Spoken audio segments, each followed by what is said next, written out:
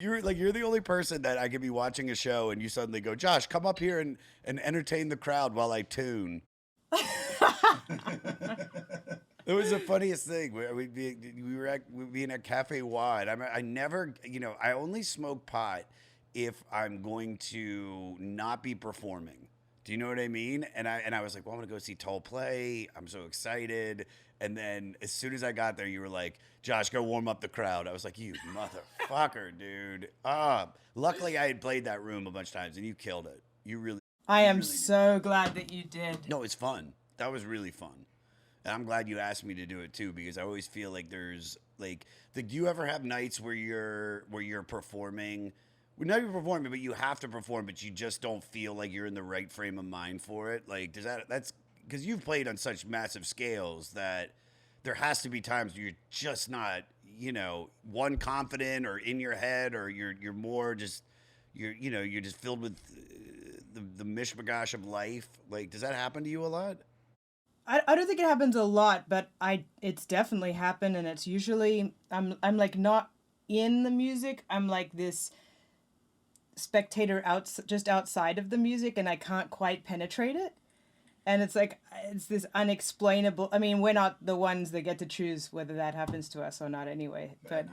when it does happen, it's frustrating. But then there's inevitably some moment like within the set. Like it doesn't last that long. There's like a moment where something really striking happens, whether it's like in the audience or like on stage, and it just sucks you right back into being present.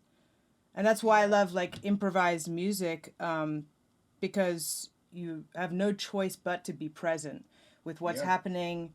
And it's the same with comedy. It's like if you're actually going to be speaking to the crowd, you have to be present.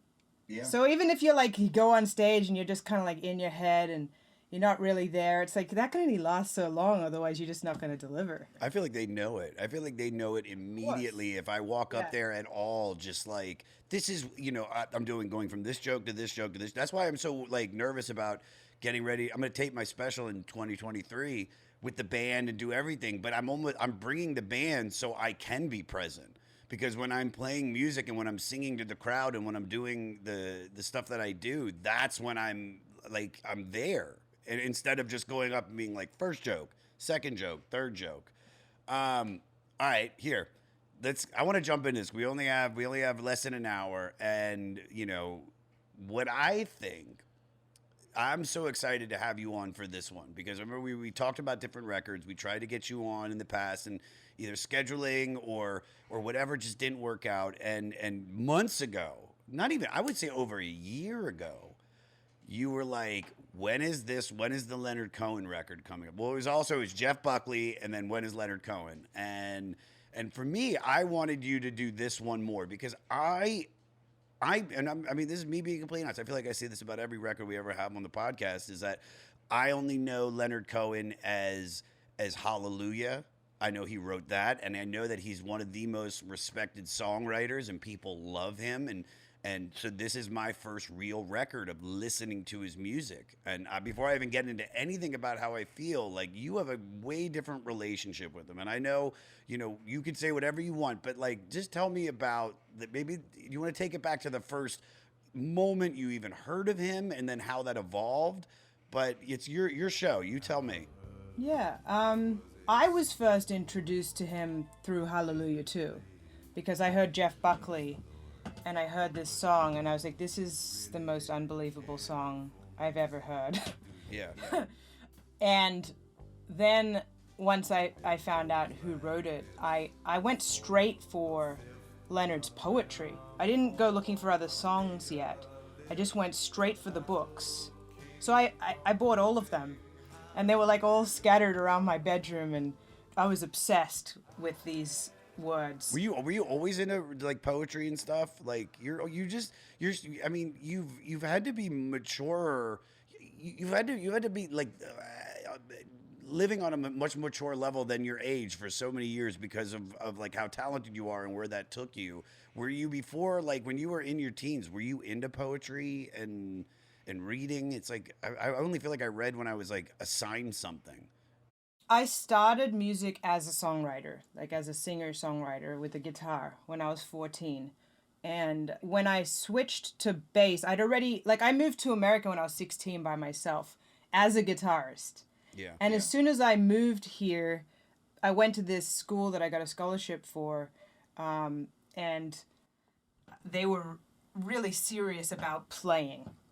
And so I got serious about playing and I switched to bass and I got really into instrumental music. So all the words and lyrics kind of were on pause for quite a while. And I think that really helped me on a number of levels. Like it helped me focus on learning the instrument, but it also freed me from the burden of expressing everything I was feeling with words, which it was overwhelming what I was going through. And so being able to just like play and release all those emotions without further examination or thought, just in pure music, was so healing for me. And I really needed that phase of my life, which lasted years. I mean, it went into, me playing with the Allman Brothers, which led to the Jeff Beck gig and Chick Corea and Prince and all the people that I played with.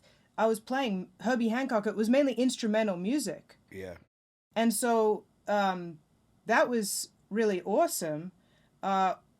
When I discovered Jeff Buckley and then Leonard, this is right around the time when I was starting to look back at the first few years of my music life, which was lyrics and songs. And so I started getting very inspired to put these feelings and thoughts into words again. And Leonard was like the inspiration. And also Bob Dylan and Paul Simon, which is pretty funny because this record, the producer, Bob Johnston, like he did two of my favorite Dylan records and the Simon and Garfunkel record, all like in a really short period of time, like a few years. He recorded all of my favorite records, which is just unbelievable in and of itself. Like what an amazing gift that they were all giving each other. It's like one of my favorite periods of music is right there, those few years. So I got into Leonard, and then I remember it was time for me to rehearse. And I'd moved back to LA because I was LA, and then I moved to New York to like play jazz, and then I moved back to LA. And so I decided I was going to do my first tour like as an artist, because I'd been asked for a number of years to go on tour as an artist, but I was like, well, I don't know what am I going to play? Like I wasn't ready. Like even though I had like an album of instrumental songs, I was like, I don't think this is like me yet. Whatever me is, like I just felt like I want to get into the songs. How old are you? I was probably 23. Yeah, you don't. Yeah, 23 or so. It's so young. Maybe 24. It was early-ish 20s, maybe to mid-20s. So I went to this rehearsal studio, SIR, on Sunset with my band, and I was rehearsing, starting to play some songs with lyrics. Mm-hmm. And the manager of SIR comes in and he says, hey, Leonard Cohen's bass player is standing outside your door and he's dying to meet you. Do you want to meet him? And I was like, of course. And he's like, well, yeah, let me come and introduce you. And I met him and he was so sweet. And then he's like, come to our rehearsal. And so he, the bass player, and the manager, Michael is his name, they walked me into Leonard's rehearsal, and I'm like, I love Leonard Cohen at this time. I'm like, nobody has made a stronger impression on me. And so I walk into this rehearsal studio, and he's standing right there, and I've got the bassist and the manager both like saying to Leonard, like, hey, this girl is like really great, and you should hear her, and all this stuff. And I'm like, what the fuck? Yeah. And he was so interested and like was asking me all these questions and having a really nice conversation with me. And he, welcomed me to sit there and watch them rehearse for days. Like I was there. And one of the most amazing experiences I had was I was the only audience aside from one other person, and can you guess who the other audience was? Fran Drescher from The Nanny. So close. Roshi, like his 104-year-old monk. Really? Well, I don't even know he's a monk. So he was ordained as a monk and like spent like over 10 years at Mount Baldy, which is in California, like meditating and studying Buddhism and stuff. And so this monk, I was like just sitting there with the monk watching Leonard Cohen rehearse, and it was the most magical, very LA in a way experience, especially when Leonard walks off of this rehearsal stage and gets on his knees and grabs a jar of caviar and starts feeding the monk caviar. Really? Like just like the guy, like the monk's just not using his hands, and he's just. You said he was 104 years old, right? Yeah, he was very old. But he had refined tastes. It was just image that's like burned into my brain for eternity. But yeah, so we exchanged email addresses, and we stayed in touch, and going back and forth, and then I was given this award. I think it was called, I don't know, the whatever award for some achievement, like the Young Gun Award or something, right? And I decided to play a Leonard Cohen piece on my 5-string bass, just singing and playing it. I played Chelsea Hotel for a number of reasons. What was the reason? Because I that's the one information that we found, that you covered Chelsea Hotel. What was the reason for that song and not some of the other ones? Yeah, it was because I was staying there for quite a while at the Chelsea Hotel when I was 18. Mm-hmm. And I was in the room that Janis Joplin lived in, which is the room that, that the song Chelsea Hotel is about him and Janis Joplin. So it was just like a point of connection in many ways. And so I did that song, and then he heard that, and I don't know if I sent it to him. I probably sent it to him, like a YouTube clip. And I remember going to meditate, and when I came out of this really deep meditation, I received this like email from him, like, "Hey, like, what are you doing right now?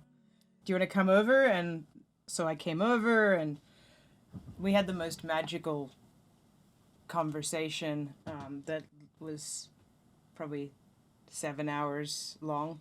Is he because everything I know about him, listening to especially this record, even the title of it, Songs of Love and Hate, it's just, he feels like a very, like, every word that's probably coming out of his mouth is like, so thought out and just direct, and like, he, you know what I mean? Like, is he, is he able to be and connect and like, and laugh and stuff like that? Does he have that? It's like, I don't, everything I see him, he just looks like this very stoic dude. Well, you know what? He has this really funny quote. He says, I have the face of someone that sits on their ass all day. Like, because he's literally on his ass all day writing or playing. And that's why, like, that, the reference of, like, the hunchback, which is in a bunch of the songs, like Avalanche, and, like, he's kind of hunched over doing what he does. And yeah. No, he's one of the funniest, wittiest people ever. Really? Oh yeah, I mean, like, have you like checked out these lyrics? I mean, like Last Year's Man, the way that he like is self-demeaning, like in a very Jewish kind of a way. I mean, he's very much like got that whole Larry David kind of Woody Allen thing of like just that Jewish humor. Oh yeah. It's so funny, Tal. I didn't even for a sec. Even though his last name's Cohen, I didn't even put 2 and 2 together that he was Jewish. I don't know why. I don't know. Please don't look at me like that. That's a juice hop on the table. That's a crayon in his hand. I met a lady, she was playing with her soldiers in the dark. Oh, one by one, she had to tell them that her name was Joan of Arc. I can't even explain how deeply he affects me because he's funny and serious and deep. He's everything all at once. Some women wait for Jesus and some women wait for Cain. So I hang upon my altar and hoist my axe again. And I take the one who finds me back to where it all began, when Jesus was the honeymoon and Cain was just the man. I mean, that's funny. It's so weird. Like I'm just not a lyrical person, so I just because I don't ever learn lyrics when I'm singing. I make up stuff. You see me do the jam. I'm just making up noises. You're and making up funny shit. Yeah. You are making up funny shit. But the thing is like immediately when I put this record on it, I said this was the first time I've listened to a Leonard Cohen album. I was walking around Washington D.C. with the dog, and this avalanche came on, and I had no idea what he was saying, but I just was like, it created such a mood. It's like I heard it. It's like, I don't have the lyrics put up in front of me, but I can take the idea of what an avalanche is and apply it to, how scary that must be and how forceful that is and how powerful. So I understood that whatever he's saying is super deep and super thought out and super like I said, heavy. But it's immediately like it's such a, it just created such a mood. And then for the rest of that weekend, I was just listening to this record on repeat. I love how the record is essentially, it's his voice, it's the other voices, like the background voices, and it's his guitar, which is that kind of Spanish guitar influenced thing that he does. And then it's the strings, the Paul Buckmaster strings, which are just ridiculously beautifully arranged strings that, especially on Avalanche, it kills me every time. It does, yeah. Oh my God. And there's only one song on the whole record that has drums and bass. Like, which one was that? I forget. Diamonds in the Mine, I think. But I mean, every song, even if that's so funny that you noticed that, because I didn't even put two and two together that there weren't drums on every song. I know on Avalanche, but it feels like it's a full, like, it's every song. Avalanche is so powerful to open the record with that. And the weight of it and his voice, it's like all those little things were me being like, oh, this guy, this is just what I said years ago. I was like, this guy, he's just a dude that sings in that like lower register. It's like, I know. But it's like, it all makes sense now that I'm like, oh, and this made me want to go and start listening to more of his music. Here's my favorite. So aside from like, well, I stepped into an avalanche, it covered up my soul, being like one of the most amazing opening lines I've ever heard. This verse. You who wish to conquer pain, you must learn what makes me kind. The crumbs of love that you offer me, they're the crumbs I've left behind. Your pain is no credential here, it's just the shadow of my wound. Yeah, that's great. Do not dress in those rags for me. I know you are not poor. You don't love me quite so fiercely now when you know that you are not sure. It is your turn, beloved. It is your flesh that I wear. Whew. I mean, that is just anguished lyrics. Those are like it's.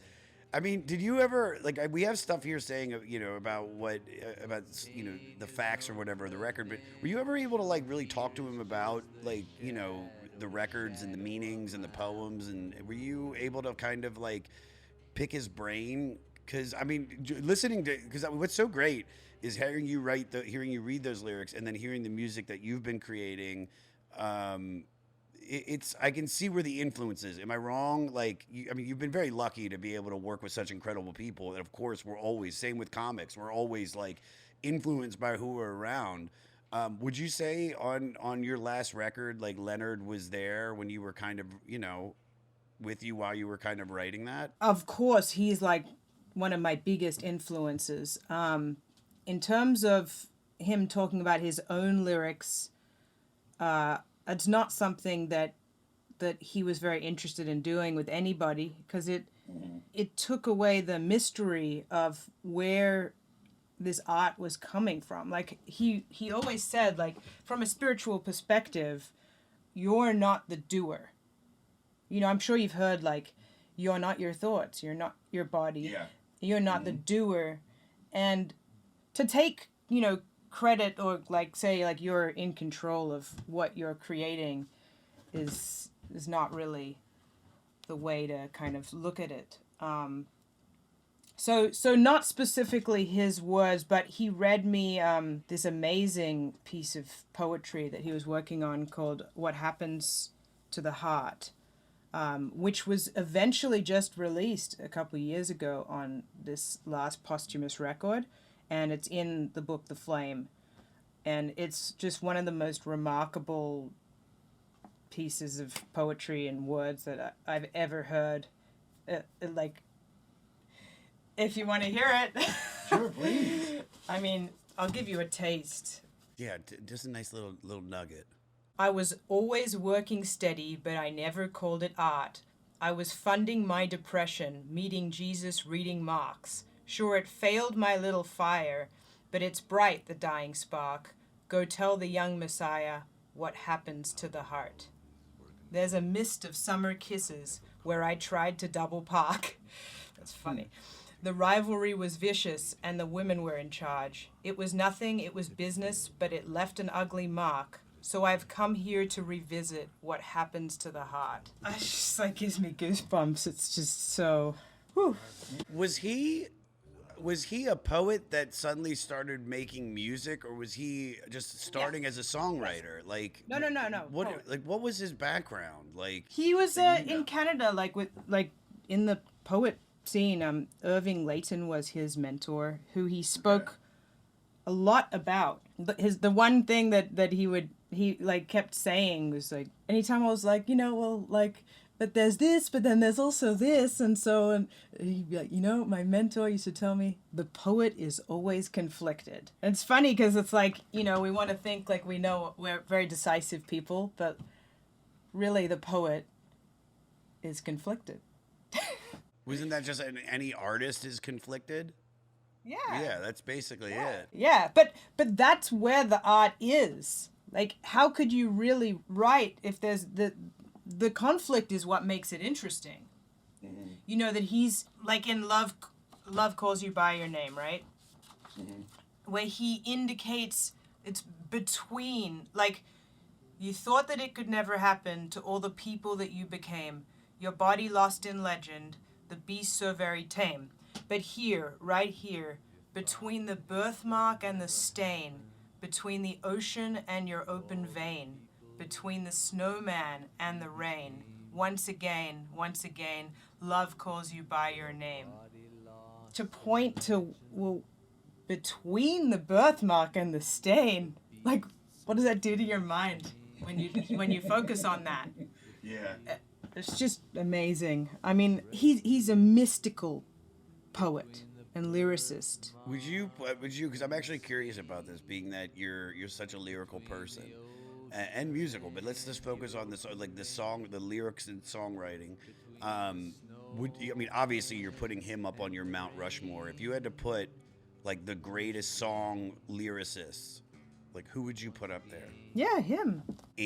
But I want to know who else. I already mentioned like Dylan. Dylan, Paul Simon, but Leonard has this mystical thing that I've never heard another lyricist touch. At least not in the same depth and intensity and heart. And there are, like, for instance, if you want to talk about like spiritual writers, there's a lot of like Sufi poets. Like, you can go and read this amazing like Zen poetry, and it's unbelievable. I've read a lot of it. The thing is that makes Leonard unique is that instead of staying in a cave, because I know he did go to Mount Baldy, but like he stayed in the world. And so the world became the cave. You know, because like a lot of artists, they dream about going to, you know, fuck off and go to a cave or something. Mm-hmm.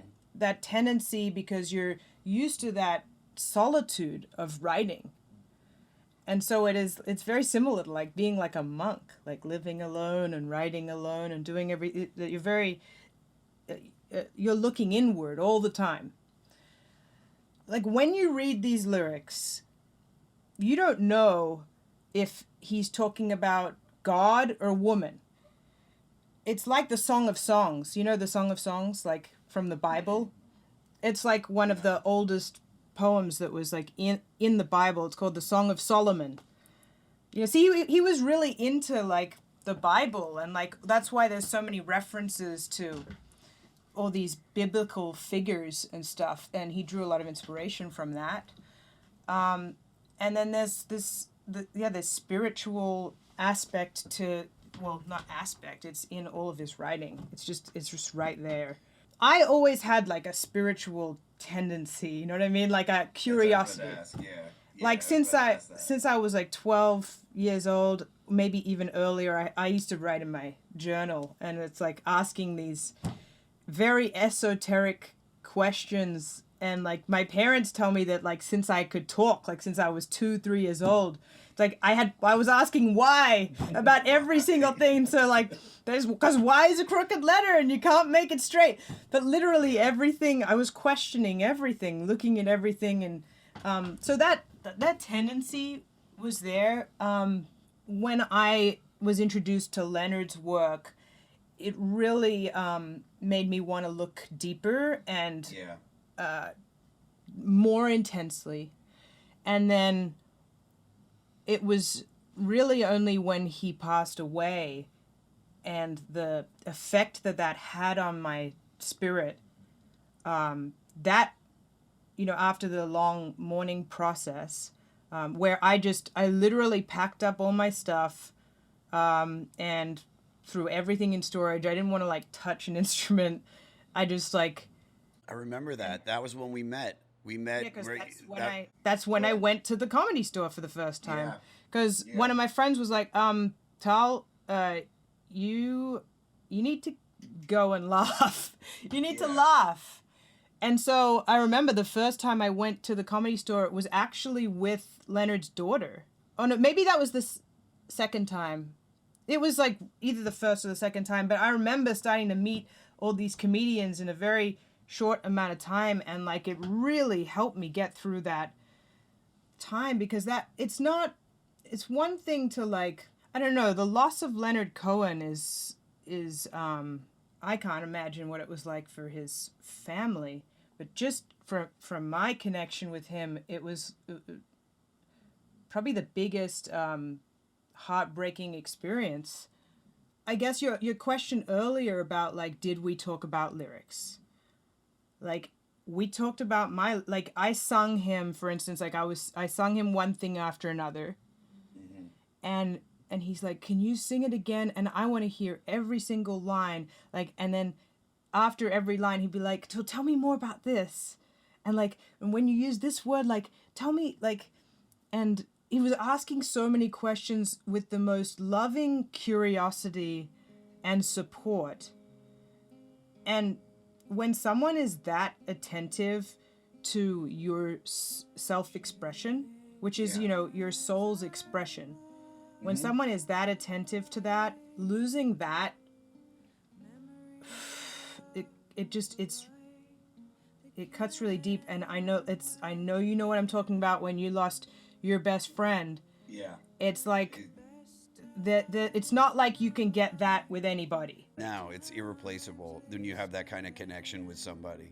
You know, it's special. It's that you get maybe one or two of those in a lifetime. You know. So and it's right there, and that became like a burning fire of like, well, now once I kind of got through that initial hump and then going to the Comedy Store and like laughing it all out, then it was like, okay, I'm gonna dig really, really deep, and get to know, like, look inward, I suppose. And so my meditation increased, and my studying scriptures, like, you know, it really, really went through the roof once Leonard passed, because it was I had to kind of dig deeper into that thing that he definitely ignited in me. And I think ignites in anybody that pays attention to his words and lyrics, and that's like the such a profound gift that he's given everybody. I mean, the amount of time that he puts into his words, like what happens to the heart, like he was saying that he filled up like several notebooks just of this one lyric, or like Hallelujah, like what was it, 80 verses he wrote to like refine it down to like a few. Did he really? Oh yeah, like he will write and write and write and write and rewrite and spend days and months and years, it must have been like 13 years or some ridiculous amount of time on Hallelujah. Like he really puts in the time. And I remember asking him some questions about his process. It wasn't directly asking him about specific words, but the one piece of advice that I'll always take with me is like, the one thing is that I'll listen to a piece first thing in the morning, and I'll listen to it drunk, I'll listen to it stoned, I'll listen to it when I'm really excited, I'll listen to it when I'm depressed, or everything in between.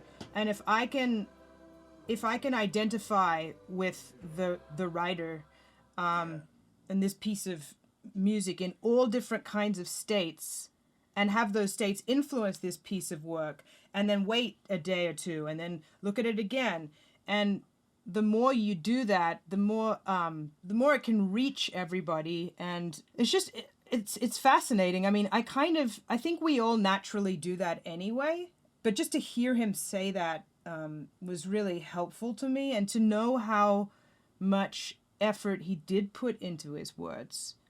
It's not like he just like spewed it out and there it was. That doesn't mean he didn't have the most amazing natural talent, but as well as that, like he put in the time, the craftsmanship. I'm wondering how long he spent on this record. Let me see if we have anything about that, about the background on this. Well, apparently like he started working on like at least like 3 or 4 of these songs when he was still at the Chelsea, like, so what's funny is that this record was mainly recorded in Nashville. He was actually living in Nashville. I don't know if you know this, but he was living there.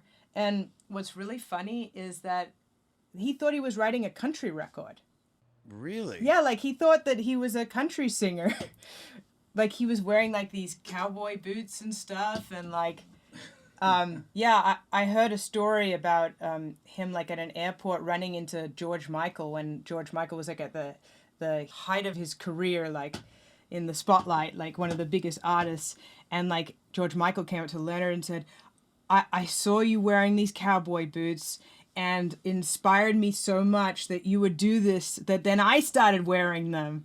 And like, thank you for giving me like the permission to wear these cowboy boots. I just think it's funny because, when you listen to this record, it's not a country record. At all, no. But I could see where, judging by, it's like, it's not. That's where he felt like he fit in as like a country singer. It's like saying like when Bowie did Let's Dance, like he's like trying to make a pop record, and you're like, but it's not really a pop record, but it's his interpretation of it. Yeah, exactly. Yeah, it's way too deep and esoteric and left of center. Yeah, it's. Well, what about since you know his full catalog? Like, what about the album before this? Like, what would you call the album before this? All 3 of the albums, like the first 3 albums, they do have like a through line. And then he kind of like started to like slowly depart from that more serious kind of approach. I mean, like his humor became less hidden. You know what I mean? Like there's funny lines. There's a lot of funny lines in this record, but it's a serious record. It's quite a serious, deep record. But then there's some classic, hilarious songs. What like, because I know you've already read a few of the lyrics, but what are the ones that really make you laugh the most off this record? On this record? Yeah, sure. I mean, I like Diamonds in the Mine. I think it's like, there is no comfort in the covens of the witch. Some very clever doctor went and sterilized the bitch. And the only man of energy, yes, the revolution's pride. He trained 100 women just to kill an unborn child. I mean, that's like, holy shit, that's like really like sad and deep and like, but it's also, he's funny. The way he delivers this is funny. We're gonna sterilize the bitch, or like, or dress rehearsal rag, where have you read those lyrics? Where he's like singing to himself in the mirror, and he's like, hey Prince, you need to shave. Now if you can manage to get your trembling fingers to behave, and then he's like, cover up your face with soap. There, now you're Santa Claus, and you've got a gift for everyone who will give you his applause. And he's going on and on about, like it's you got to read the whole lyric, but it gets to there is a punchline. There's actually a punchline at the end of this song. Now Santa Claus comes forward. That's a razor in his mitt, and he puts on his dark glasses, and he shows you where to hit. And then the cameras pan. The stand-in stuntman, dress rehearsal rag. You know, it's very dark, but then it's like the stand-in stuntman, like the stand-in for the stand-in. Yeah. I mean, the whole thing, it's very clever and witty and funny. I never would have found the humor in this stuff unless you would have really explained it. I thought everything he was saying was just like, you know, about God. And I mean, I literally was reading the title, The Songs of Love and Hate. I mean, is that even a joke too? Like, I mean, it can be. If you look at, again, a more spiritual sense, like love and hate being the same thing, the different sides of the same coin, just like fear and desire. Fear is a negative desire, or desire is a positive fear. So they're opposites, but it's actually exactly the same thing. It's on one coin. Yeah. So that's the whole like duality that he's pointing to with everything. And that's like with this between the birthmark and the stain, between the ocean and your open vein, between the snowman and the rain, between the dancer and his cane, between the sailboat and the drain. Wow. He's pointing right to the center of what we're all like looking for inside ourselves all the time. Wow. That's heavy, man. And with humor. Like he's a really funny guy. And also what makes him really, really like, he's like when I remember when I was telling you I went to his house and we like had like this 6-hour conversation. Well, like when I walked in the door, he was totally like a Jewish grandmother. He was like, I just finished cooking you this chicken curry. And I was like, oh, I'm sorry. I'm actually like not eating dairy at the moment. And he's like, oh, well, how about some papaya? And I was like, oh, no, thank you. I don't really eat. What about some pickle juice? Pickle juice, it's really good for you. And I'm like, oh, I don't know. Well, can I make you some Turkish coffee? And like after he's like offered me for like 15 minutes like every possible thing in his fridge, or like ordering stuff, then he's like, so what are you doing? Like, are you going to get married? Are you going to have children? Like, it's a full Jewish grandma thing. But that's also everything in the lyrics is like that. You say it's all the same thing. He can be presented in one image, but on the other hand, he's just like my bubby, you know. And he's like wants to give you. He wants to make sure he's like somebody's coming to the house. I want to make sure they're fed. I mean, on his live gigs, he had this grace and humility and generosity that I have never seen another artist do. How so? Like, what would he do? Like, on stage, he would literally get on one knee and, like, take off his hat and, like, have everyone focus on whoever is playing the solo. Like, honoring each band member. Not only that, but he would literally credit the crew, the lighting guy and the front of house guy, on stage to the whole audience for them to applaud. One by one. Wow. I mean, who does that? He's just unbelievable. Well, I will say this, and I'm not saying who does that, but I went to go see Rammstein at MetLife Stadium, that German, like, death techno band, whatever you want to call it. And at the end of the show, they did credits because of the show production. I was just blown away that I was like, they listed everybody who designed their costumes, you know. So there's a connection. Rammstein, Leonard Cohen. They're very they're very loving. They appreciate everybody. I just love that. I'm serious. I was literally gonna think that told that you were going to, like I knew you have this deep relationship. We met him a different thing, but I just didn't know that he could break from the way it's being presented. I love this. It makes me like him even more now. Yeah, no, I mean he kept going back to like the artist is conflicted, like Irving saying, Leonard, are you sure you're doing the wrong thing? See, he kept looking. Tal, are you sure you're doing the wrong thing? He's a funny, sweet, amazing human. And also like I remember him telling me this story about he was invited to play at the Newport Jazz Festival, and he went with his manager, and like before he got on stage, he was like, I don't know if I can go on stage, like I can't sing. And his manager just looks at him and he's like, well, none of you can sing. If I wanted to go see a singer, I'd go see the Metropole Opera, And he like just laughs about it. Like he totally, likes to make fun of himself. Like the self-deprecating approach is in all of these songs. I mean, that's essentially what the Dress Rehearsal Rag is. It's like just this self-deprecating, or Last Year's Man. It's the self-deprecating thing.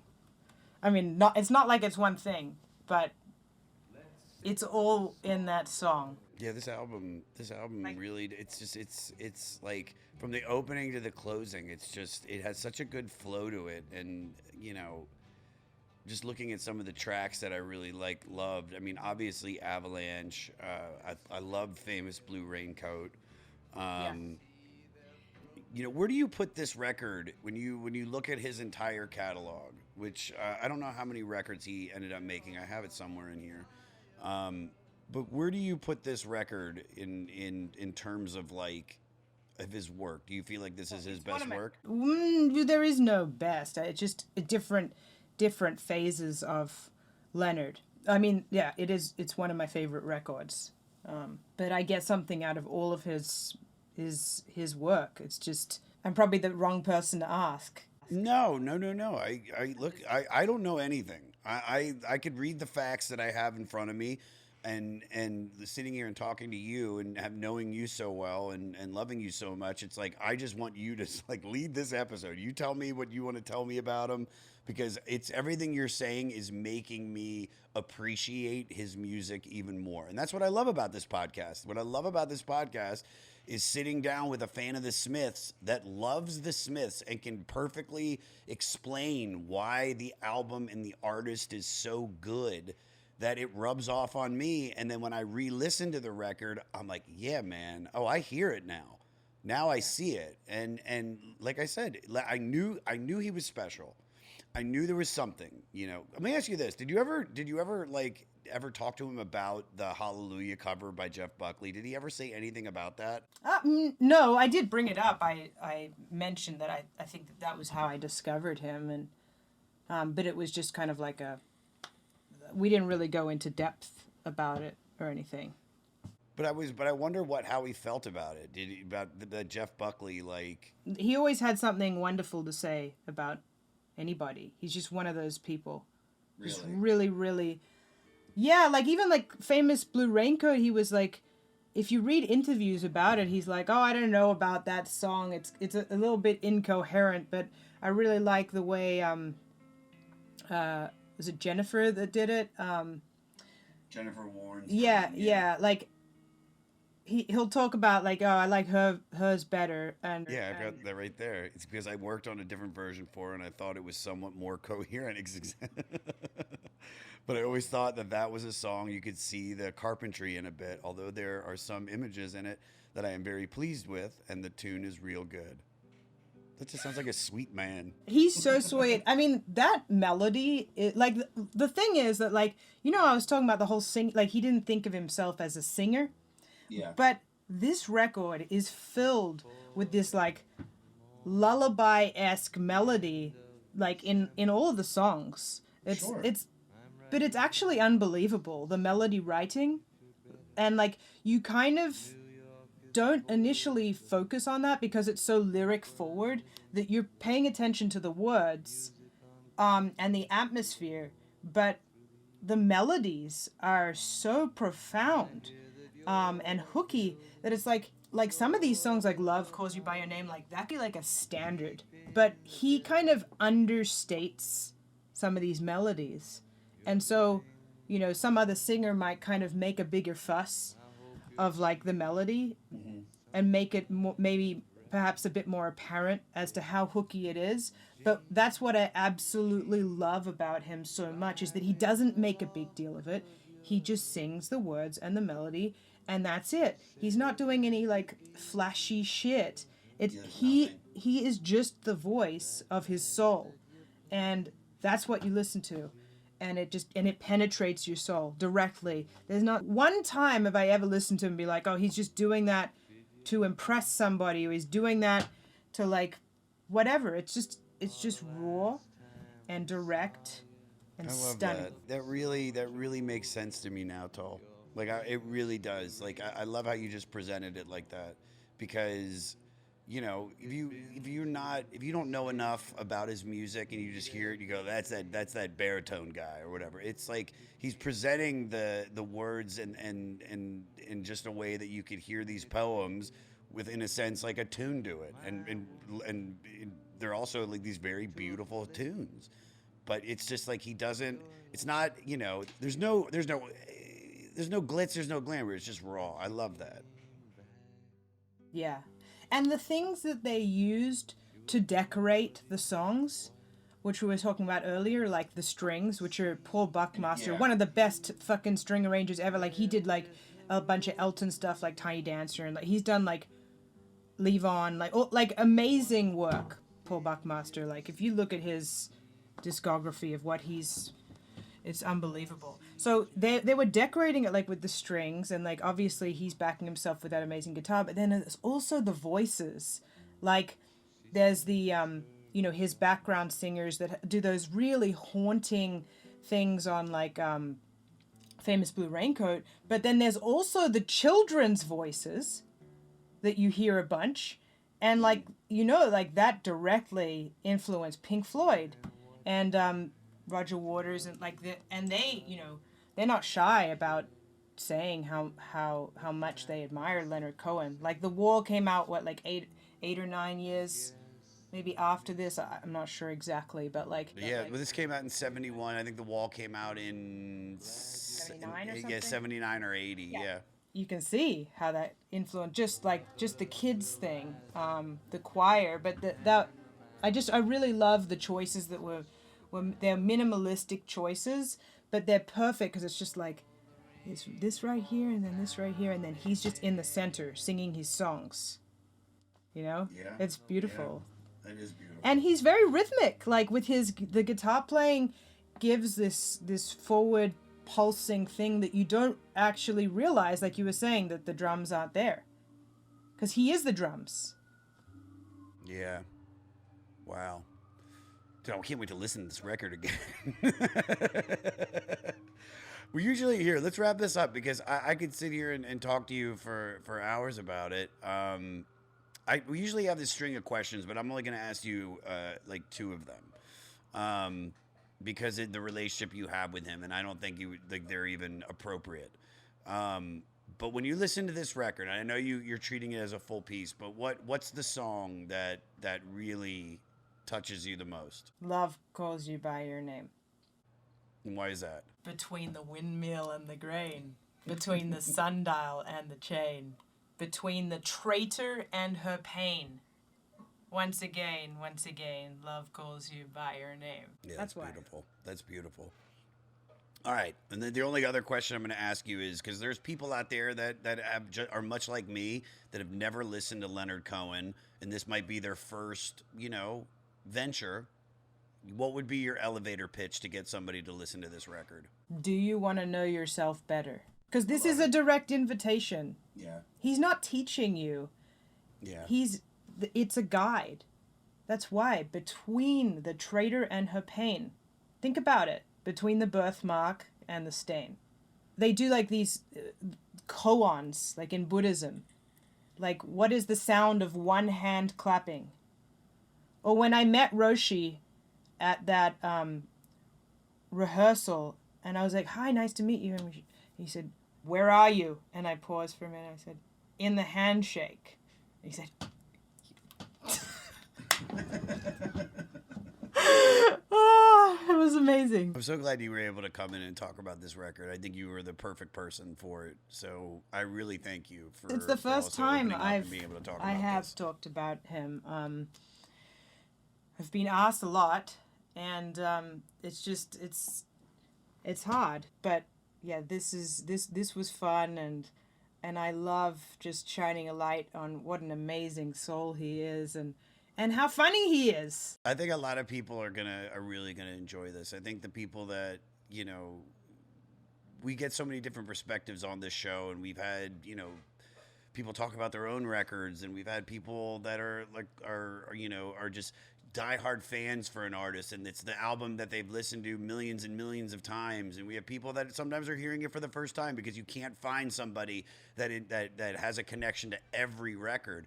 But this is one where it's like you understood it so much, and to have that perspective, to be lucky enough to meet him, and I think shine a light on who he is. I think, like I said before, it was this is why I wanted to do this, to discover this music. And I could listen to it and I'd just be like, wow, this music creates a mood. But to really have you on and really just, I mean, cut right to the center of this record and explain it perfectly. I'm excited. I'm excited to listen to more of his work and be able to appreciate it, and actually not just hear it, but to really listen to everything that he's saying. I think that, you just put it perfectly. He's such a great teacher. So I can't thank you enough. And I love how he was always talking about his teachers, and like that is something that they do a lot, like in the East, is that there's a lot of gratitude for the guru, like for the teacher. So yeah, I'm just deeply grateful for everything that he taught me, and he teaches us forever now through his work. That's perfect. I love you. Thank you so much, Tal.